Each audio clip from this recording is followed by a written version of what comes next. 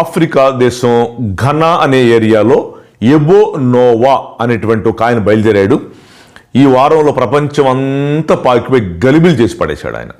ఈ గలిబిలి చేసిన దాన్ని నేను సరిచేయాల, ఎందుకంటే రెండవ రాకడ, ప్రపంచ అంతము, ఇవన్నీ నేను కొన్ని చెప్తుంటాను కాబట్టి దీన్ని ఖచ్చితంగా వివరణ ఇస్తున్నా.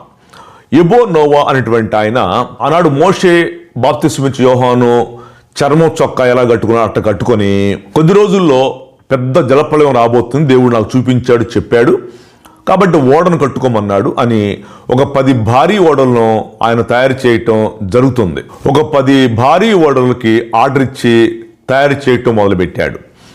దేవుడు నాకు చూపించాడు, చెప్పాడు, జలప్రళయం రాబోతుందంట, కాబట్టి నన్ను సరిచేసుకోమన్నాడు, ప్రపంచాన్ని అంతా రెడీ చేయమన్నాడు అని చెప్పేసి ప్రపంచ ఛానల్స్ మొత్తానికి ఇచ్చేసాడు. అదే కాకుండా ఆఫ్రికాలో ఉన్నటువంటి చాలామంది పాస్టర్లు ఈయనకి దీని విషయంలో సపోర్ట్ కూడా చేశారు. ఓడలన్నీ కూడాను పెద్ద పెద్ద ఓడలను తయారు చేయడం మొదలుపెట్టాడు. ఆయన కుటుంబాన్ని దేవుడు సేవ్ చేస్తా అని చెప్పాయంట.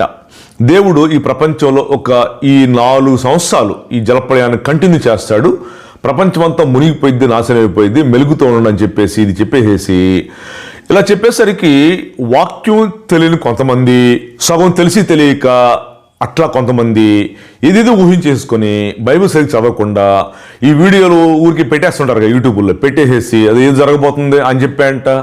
అంత అబద్ధం. ఈ ట్రెండ్ అంటే ఏంటంటే ప్రపంచంలో ఊరికి లక్షల మంది తెలిసిపోయాలా, అర్ధరాత్రుల్లోనే ఓవర్ నైట్లోనే నేను లక్షల మంది తెలిసిపోవాలా అనేటువంటి ఒక పిచ్ అనమాట.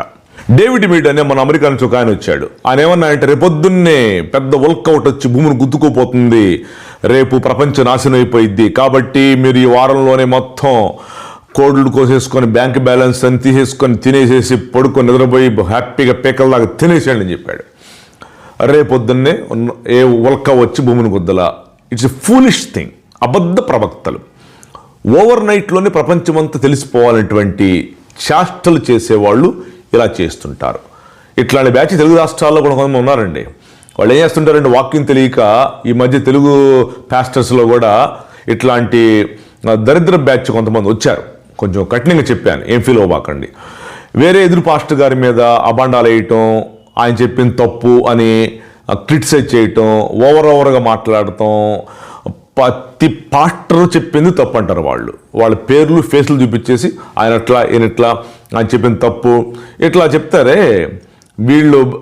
వాళ్ళ మైండ్ ఏంటంటే లక్షల మందిలో నేను ఫేమ్ అయిపోవాలి. గత రోజుల్లో ఈ ట్రెండ్ లేదండి, ఈ మధ్యకాలంలో వచ్చింది, యూట్యూబ్లో వచ్చిన తర్వాత నేను ఫేమ్ అయిపోవాలి, ఆ పాస్టర్ అట్లా, ఈ పాస్టర్ ఇట్లా, అదట్లా, ఎట్ట చేశాడు.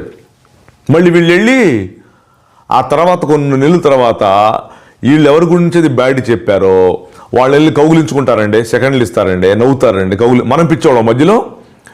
ఏంటి ట్రెండు? అట్లా చెప్తే అందరి మధ్య, లక్షల మంది మధ్య ఫేమ్ అయిపోతారు. ఇట్లాంటి బ్యాచ్లు తయారయ్యారు. అట్లాంటి వాడు ఈడు కూడా అనమాట. ఈడు ఎబో నోవా అనేటువంటి వాళ్ళు మన రాష్ట్రాల్లో కొంతమంది తగిలారు నాకు ఈ మధ్య. మన తెలంగాణలో ఒక ఆయన చెప్పాడు, తెలంగాణలో కేసీఆర్ వచ్చేస్తాడు, కారు వచ్చిద్ది, 4 చక్రాల కారు దూసుకుంటూ వెళ్ళిపోయిందని చెప్పాడు. 4 చక్రాల కారు ఊడి కింద పడింది. ఆంధ్రప్రదేశ్లో ఫ్యాన్ జగను జనరేటర్ లేకుండా గిర్ర చాలా సంవత్సరాలు తిరిగిద్దన్నాడు. ఫ్యాన్ 3 రెక్కలు ఊడి కింద పడింది. ఏమంటారు మీరు చెప్పండి? ఇట్స్ ఎ ఫులిష్ థింగ్ కదా. దాన్ని మళ్ళీ కవర్ చేయటం కూడా తర్వాత చేశారండోయ్. అంటే పబ్లిక్ మీరు ఫూల్ చేస్తారు. బిజినెస్ చేస్తున్నారా? You are doing business or ministry. You know, one day you need to accountable to God in the heaven. One day you will stand before God. వాతవేయం మాడిన మనసాక్షిలాగా చెప్పగా డబ్బులు సంపాదించుకో. వాక్యాన్ని ఉన్నది ఉన్నట్టుగా చెప్పేవాడే మొనగాడు, ఉన్నది ఉన్నట్టుగా బోధించేవాడే పాస్టర్.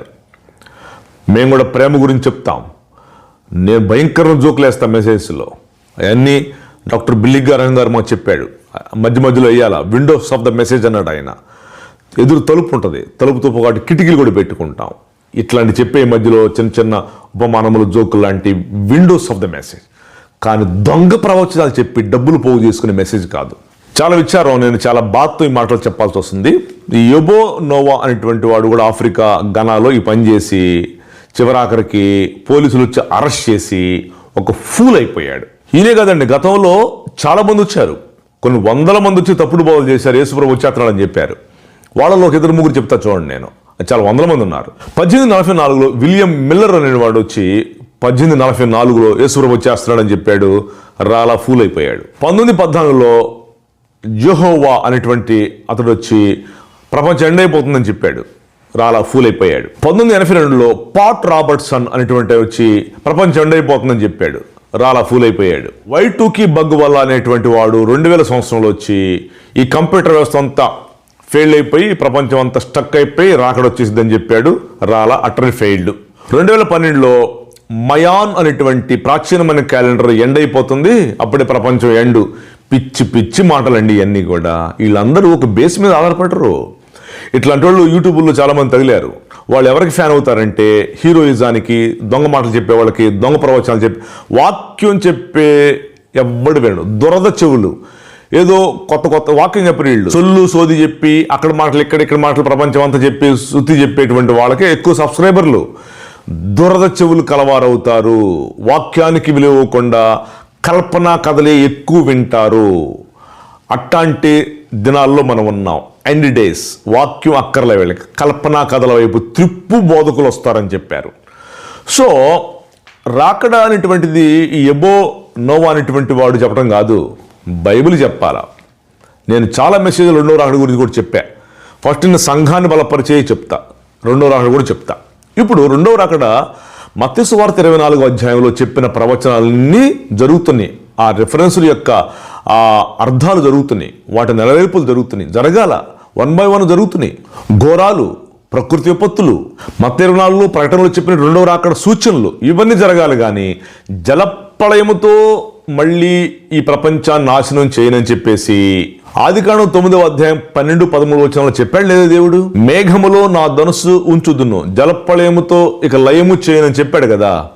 ఆయన లయం చేసేది మత్తయి సువార్త 24వ అధ్యాయం, హెస్కేలు, మరి సువార్తల్లో ప్రకటన, తెస్సలోనికీ పత్రిక 2వ అధ్యాయము, 1st అధ్యాయం కూడాను.